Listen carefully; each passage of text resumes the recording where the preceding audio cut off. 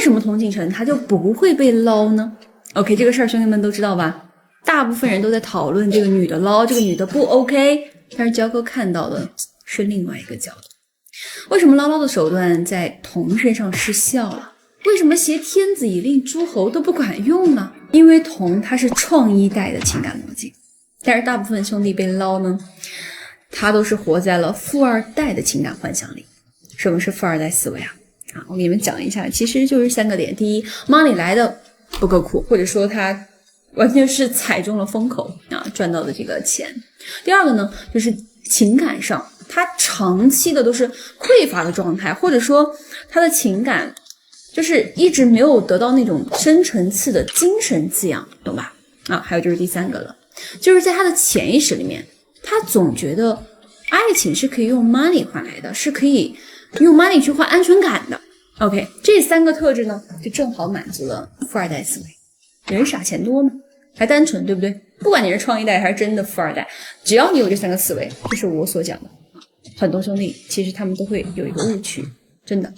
你们会以为 money 越多的人就越容易被女人惦记，是吗？让我告诉你们，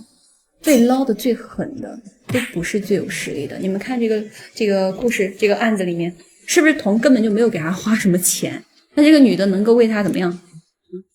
其实大部分的女人真的是不需要通过 money 去拥有的，因为真正有实力的男人都是像童这样的创一代逻辑，底层拼出来的，见过丑恶，吃过 shit 不仅非常的精明，对人性掌握也是非常到位的。但是创一代思维里永远都有一句话，我有 money， 但是我永远不可能给你白花。对于这个的话，我想给你们总结3个非常重要的点。第一个， money 只是工具，而不是自身价值的证明，好吧？第二个，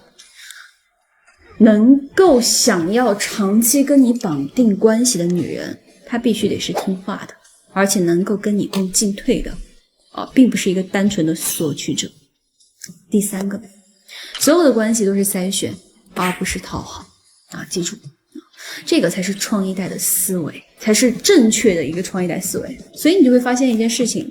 其实并不是说童是祖师爷，所以他身边不缺女人。其实像童这种性格的创一代身边永远都不会缺女人的，他们也不会为了任何一个女人的失控或绑架而去给这个女人加码。像我们的王校长，他就不一样了。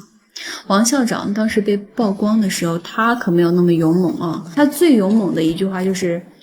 撑过明年我就有钱给你了。这个他就是富二代思维，就是从小对感情的渴望其实存在在一种幻想里的。我知道有很多兄弟就算他不是富二代，他也会有这样的思维，因为这个思维叫富二代思维，并不代表你一定就是富二代，知道吧？那这类型的兄弟呢，其实大部分呢嘴上还不愿意承认，会觉得说，哎呀，我有点 money， 我给他花点又怎么了嘛？她毕竟那么漂亮，对不对？人家还正青春陪着我呢，她又温顺又听话。喜欢抱金币的兄弟，你们是这么想的吧？所以只要你们遇到了一个会撒娇、会示弱、会提供一点点情绪价值的女人，你们就会守不住自己的防线了。她要啥你给啥，她说什么你就听什么。那为什么会这样兄弟？因为你没有经历过人性的恶，你没有见过底层的女人，你不知道她向上择偶是多么的不择手段。焦哥做这个账号并不是说希望有什么搞什么男女对立，我是希望所有的兄弟们能够在感情路上，在事业路上能够更加的顺利，能够更懂人性，能够通过自己的内核稳定去创造属于自己世界的真正的美好。所以经历这个东西说实话钱是换不来的，要么呢你就自己一个一个的去踩坑，要么呢你就好好给我搞提升，把你的内核给我提起来，你没有其他路的，知道吗？就像童锦成，他不会被捞是他头铁，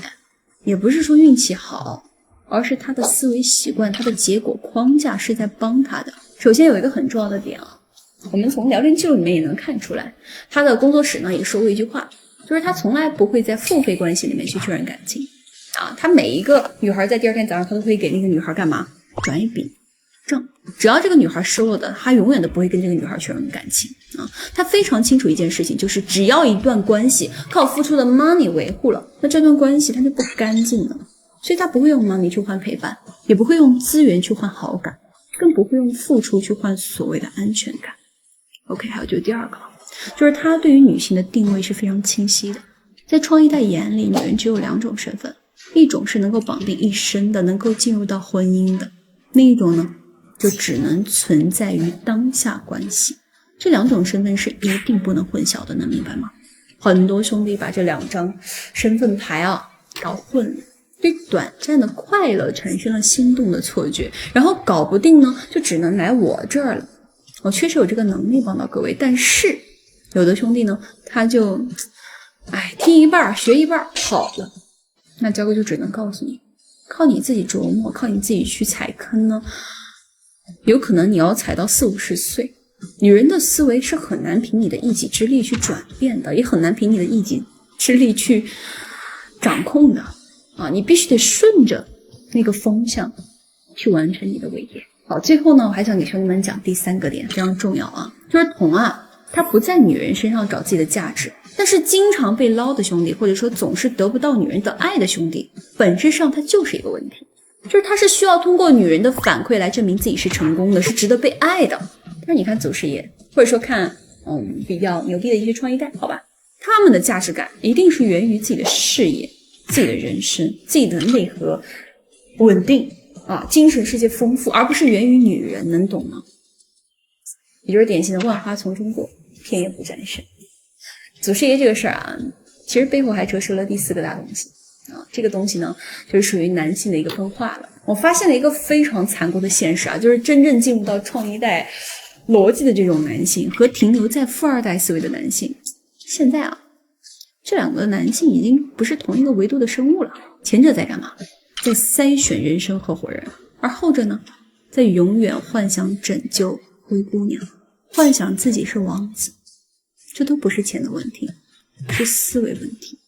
就是你money赚再多，你认知不改变，你永远只能被女人拿捏。所以兄弟们，以后你不想当个傻大哥，那就听焦哥一句，